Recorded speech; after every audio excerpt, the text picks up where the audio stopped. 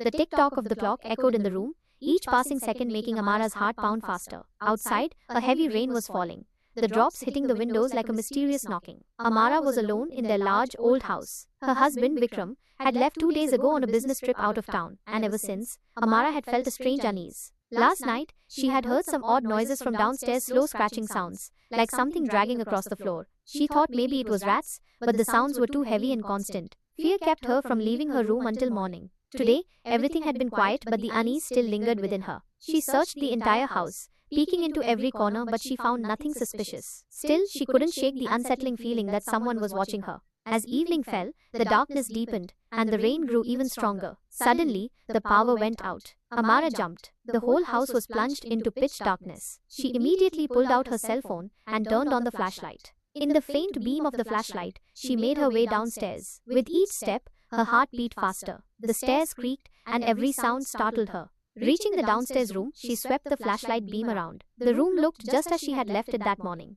The furniture was in place, the curtains were closed. But then, she saw it. On the floor, near the edge of the rug, she noticed some strange marks. They were like scratches, but deep and long. It looked as if something heavy had been dragged. The marks led from the living room, through the dining room, and then turned towards the kitchen. Amara's blood ran cold. The kitchen? She had checked the kitchen that morning too, and there was nothing there. Hesitantly, she opened the kitchen door. In the flashlight's glow, everything seemed normal. Dishes were in the sink. The refrigerator was closed. But then, her gaze fell on the lower part of the refrigerator. There, on the floor, she saw a small spot of blood. Her hand began to tremble. Blood? Whose blood?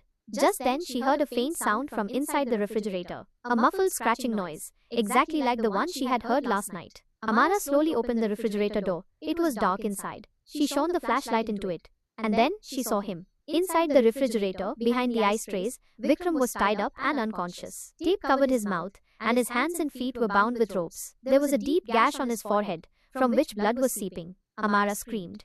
Just then, the door behind her slammed shut, and a cold, raspy laugh echoed in the room. "You thought you could find him?"